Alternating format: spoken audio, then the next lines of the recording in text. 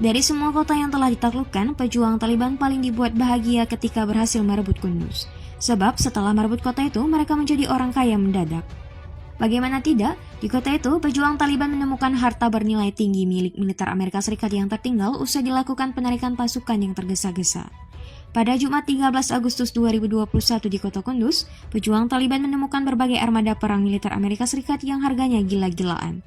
Seperti Humvee dan kendaraan taktis ringan Max Pro Mine Resistant Ambush Protected. Jumlah kendaraan perang mahal ini mencapai ratusan unit. Yang lebih tak terduga lagi, Taliban juga mendapatkan pesawat tanpa awak alias UAV buatan Boeing Scan Eagle yang harganya dibanderol sekitar 28 juta dolar Amerika Serikat per unit. Semua harta militer Amerika itu ditemukan terbanyak di sekitar pangkalan udara Kunduz. Kondisinya masih baik dan beroperasi dengan normal. Malah Scan Eagle ditemukan dalam kondisi masih baru tersimpan rapi di dalam kotak. Semua harta militer Amerika itu tak ada yang dibiarkan menumpuk begitu saja, tapi langsung diambil dan dipakai untuk melakukan penyerangan untuk merebut kota-kota lainnya.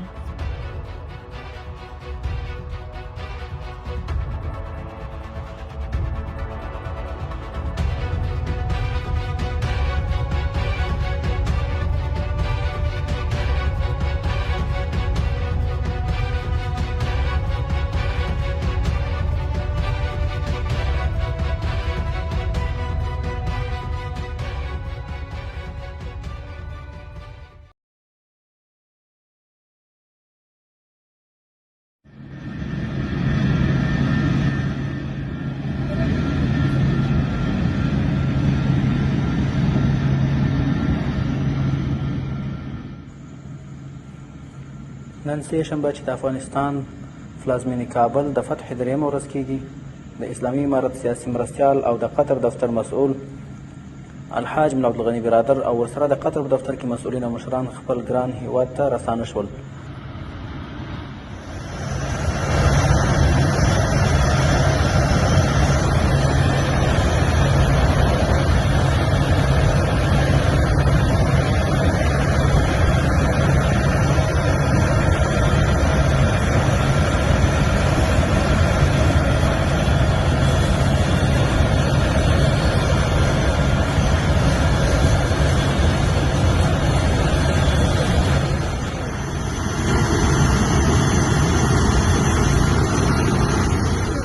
مازدیګر مهال یې ځانګړې الوتکه د کندهار په نړیوال هوایي ډګر کې راښکته شوه.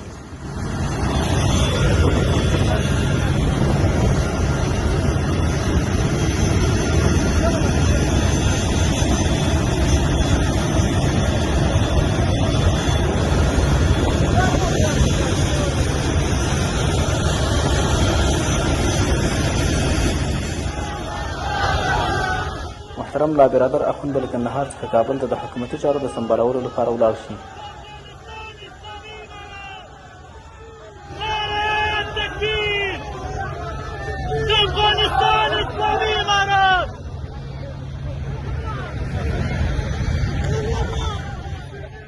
Ada perwakilan dari organisasi Islam di Afghanistan namanya Taliban yang datang ke Indonesia diterima oleh Wakil Presiden Yusuf Kala. Nah, baca beritanya ya. Terus datang ke MUI, datang ke kantor PBNU. Siapa ini orang? Ini orang dari planet mana nih? Ya kan? Nah, saya mau ceritain itu kalau ntar lihat lagi di koran di mana ada fotonya lagi pada jalan depannya ada Yusuf Kala Wakil Presiden tuh lah potret orang-orang merdeka tuh. Jadi saya mau ceritain Taliban siapa sih Taliban? Taliban tuh lahir ya. Taliban lahir itu awal tahun 90-an ketika Afghanistan baru perang lawan Rusia. Rusia cabut dari Afghanistan. Waktu itu bukan Rusia ya, Uni Soviet cabut dari Afghanistan. Habis cabut dari Afghanistan berantakan tuh Uni Soviet, pecah-pecah jadi Rusia, jadi negara-negara kecil. Kenapa dia hancur runtuh di Afghanistan tuh? Karena perang 10 tahun 79 sampai 89 perang di Afghanistan, hancur Uni Soviet, pecah-pecah berantakan. Dan main-main sama bangsa Afgan. Hari ini Amerika berantakan perang di Afghanistan. Jadi Afghanistan luar biasa. Kuburannya imperium-imperium dunia tuh. Bahkan dari zamannya Alexander the Great, Iskandar yang agung, itu pernah bikin syair, dia bilang, saya berdoa kepada Tuhan. Saya berlindung kepada Tuhan dari 3 hal. Pertama, sengatan kalajengking. Kedua, terkaman binatang buas. Yang ketiga, dendam bangsa Afgan, kata dia. Jadi bangsa Afgan ini terkenal dulu penakluk, memang tangguh. Nah, tapi kemudian mereka kemarin datang ke sini. Siapa Taliban? Taliban lahir awal tahun 90-an karena waktu itu Afghanistan ditinggal oleh Uni Soviet, kemudian terjadi perebutan kekuasaan, banyak kriminalitas karena habis perang gak ada pemerintahan. Lalu muncullah sekelompok orang santri, maka namanya Taliban, itu bahasa Arab, Taliban. Tolib itu pelajar, yang dipimpin oleh Mullah Muhammad Umar. Ngapain? Amar ma'ruf nahi mungkar. Jadi di desa-desa kalau ada, kan semua pakai perang senjata, ada perampok, orang main judi apa sama mereka dibubarin. Berawal dari 19 orang pemuda, ya, keliling kampung-kampung. Lalu masyarakat senang sama mereka. Kalau ada mereka datang, kampungnya aman. Akhirnya mereka minta, gimana dong kalau bisa jangan cuma keliling-keliling terus pergi. Habis keliling tinggalin satu orang anggota kalian di kampung ini biar aman. Kan santri, akhirnya ditinggal satu kampung, suruh ngajarin agama, suruh jadi imam di masjid, begitu. Terus ini pertama kali gerakan itu di distrik namanya Spin Buldak. Namanya Spin Buldak nama distriknya, dekat di daerah Kandahar. Lalu gerakan ini membesar di Kandahar sampai tahun 94 menjadi gerakan besar. Ya, kemudian mereka merebut kekuasaan di Afghanistan. Faksi-faksi yang bertikai sama mereka semuanya disuruh diam. Kalau nggak mau diam diperangi. Lalu mereka rebut kekuasaan. Lalu mereka berkuasa membentuk pemerintahan Islam Taliban, Imarah. Tahun 2009 Amerika udah mulai galau. Jadi galaunya mereka 2009. Duit habis, nggak menang-menang. Pemerintahan udah dibuat di Afghanistan, pimpinannya namanya Hamid Karzai. Rakyatnya dukung Taliban, bukan dukung Hamid Karzai. Pusing. 2009 Amerika, Taliban dulu diapain? Dicap sebagai gerakan teroris. Mana bisa pimpinannya kayak kemarin tuh pergi ke sini jalan mau nggak bisa, di bandara udah tangkap teroris. Tapi tahun 2009 Amerika bingung. Karena Amerika punya prinsip no negotiate with teroris. Tidak ada negosiasi kepada teroris. Maka Taliban statusnya diganti dari teroris jadi insurgen. Insurgensi itu separatis. Kalau sama separatis boleh berunding. Diem-diem, ngumpet-ngumpet, malu-malu nih bule pada Amerika. Dia bikin perundingan sama Taliban pertama kali tahun 2010 di Munchen, Jerman, difasilitasi oleh Qatar. Itu pertemuan pertama. Apaan? Mereka minta gimana kalau kita sekarang berunding. Udah ampun Amerika perang. Taliban oke, tapi dengan syarat satu, kami hanya mau berunding dengan Amerika, bukan dengan pemerintahan boneka Afgan. Dan kami mau berunding bilateral berdua, yang lain-lain itu nonton aja udah, nggak dibawa PBB, nggak mau. Pokoknya syaratnya setumpuk. Kami mau berunding kalau begini. Amerika awalnya ngulur-ngulur, nggak mau lama-lama akhirnya syaratnya diturutin, akhirnya sampai duduk bersama berunding. Syarat terakhir apa? Kami minta petinggi-petinggi Taliban yang tertangkap dibebaskan. Dan Taliban punya kantor perwakilan di Qatar, Doha. Akhirnya Taliban bikin kantor perwakilan di Doha, ya kayak duta besar begitu. Tawan-tawanan dibebaskan, berundingnya di situ sama Amerika. Sampai sekarang dan kemarin terakhir beberapa bulan lalu Amerika nyerah. Permintaan Taliban apa? Satu doang, Amerika angkat kaki dari bumi Afgan. Kalian penjajah, angkat kaki. Dan itu aja permintaannya. Itu aja udah berunding berkali-kali, itu aja permintaannya. Dan dia mau berunding dengan Amerika, syaratnya semua pasukan NATO dari negara lain angkat kaki dari Afgan.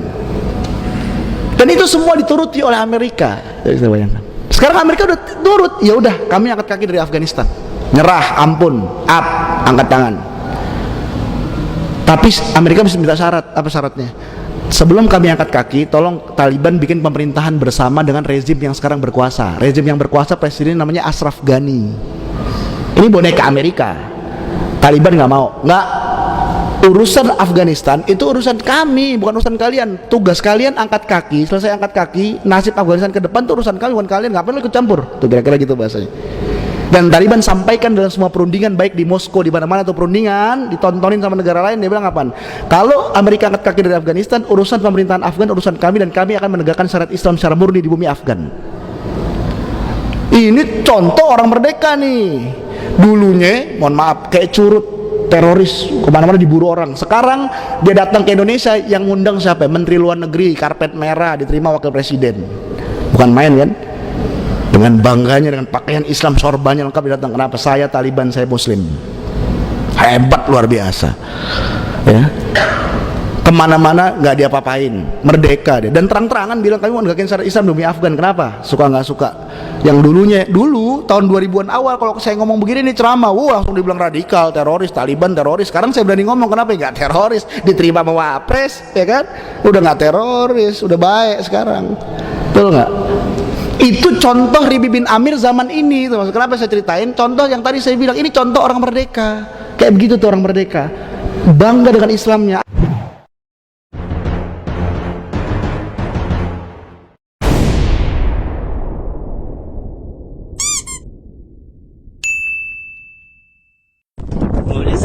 غنیمتونو باره کې موږ ته څه معلومات راکړئ.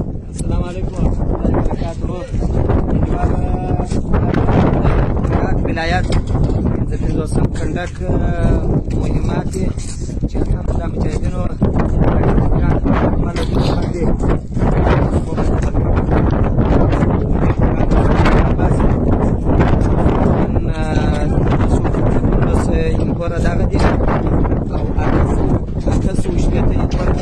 خبر کړی دی نو او داسې امیچلونو او امیچلو دا چې دا ګرد دولت د ګورانو څخه مجاهدینو رئیس دی الحمدلله هم په دې کې ستا ور داسې مهمات ډېر دي چې هغه د کنټرول څخه رئیس دی دا کنټرول شته ویني دا ګرد په خدمت ټول باندې سلای وي او دا دوربینان د دوربینان دي شپې سورتي والا دوربینان ستا نیم سو شاوخوا غدي دا چې دا داسې مخابرې وو مخابرې ستا ستا جی پی ایس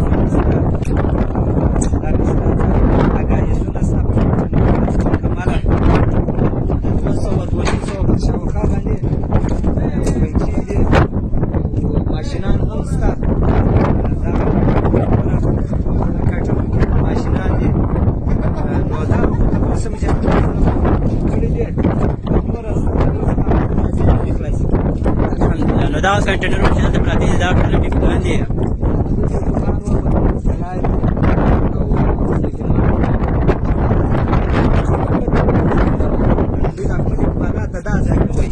ولسوالۍ ته کوئ یا بل خوا ته کوئ او که چیرې په وخت کې د ضرورت یو بل ولایت ته تلئ او غور ته یا داسې خوا ته تله دې اکمالات دغه ځای کېدی په اخر کې دا ټول شیان دلته سره راټول کړي چې دا الحمدلله مجاهدینو ورکول وکړه او یاره حکومت ټول دغه مکان په کې کم ځای دی دا معلومات دا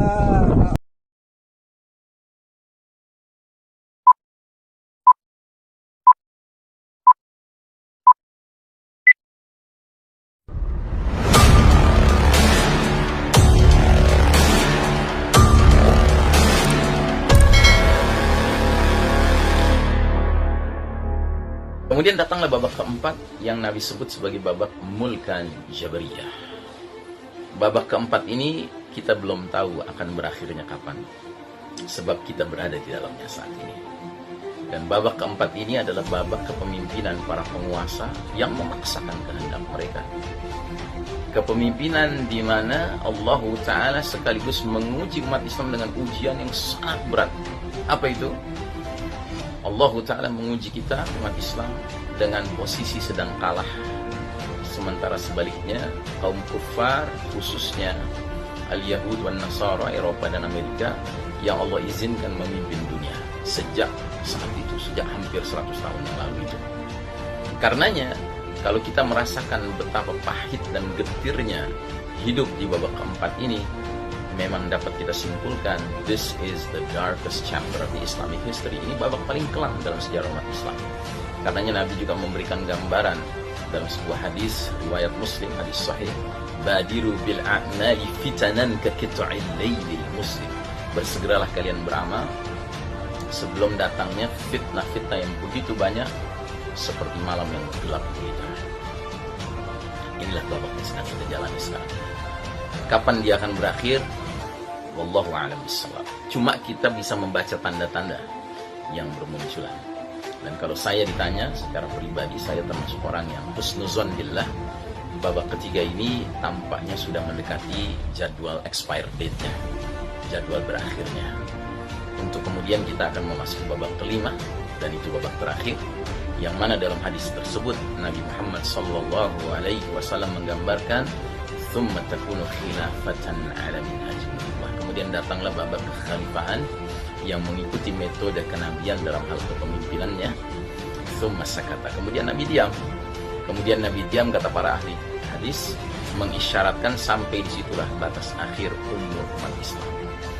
Dengan kata lain, umur umat Islam ini akan berakhir dengan husnul khatimah, ya, akhir yang baik.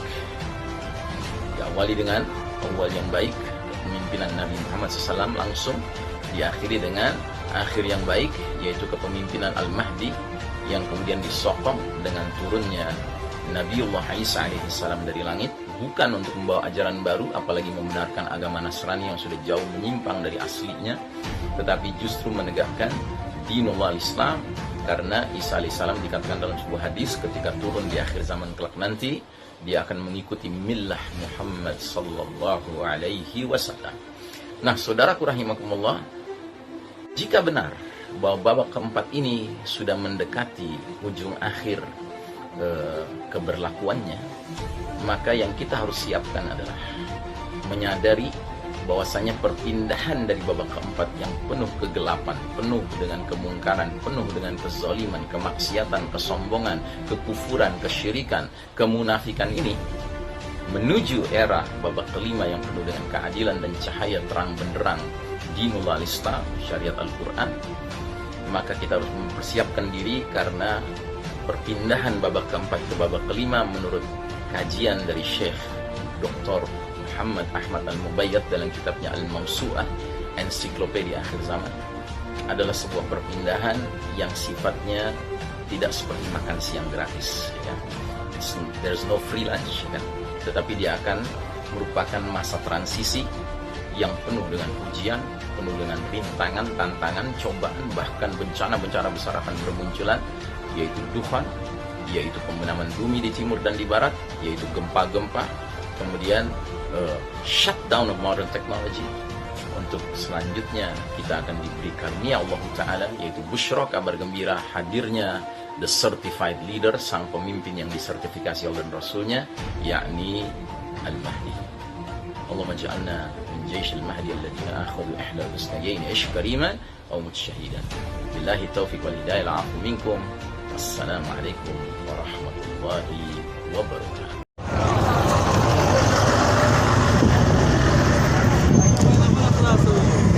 دا کارسا بیرغونه دا خو د شیعاګانو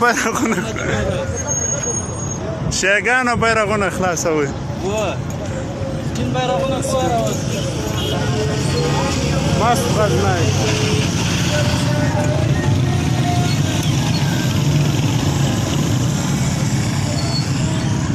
بازار مرة على بازار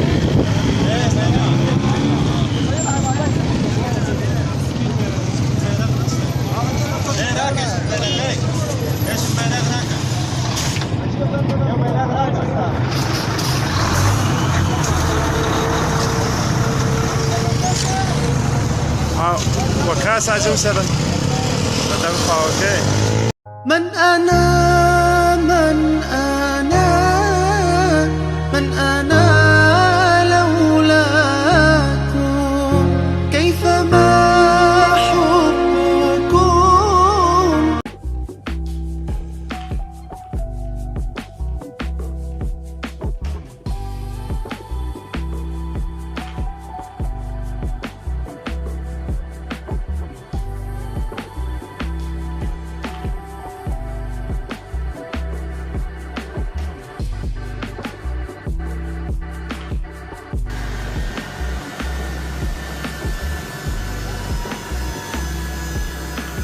Supported that military action along with overwhelming majority of them, 300,000 well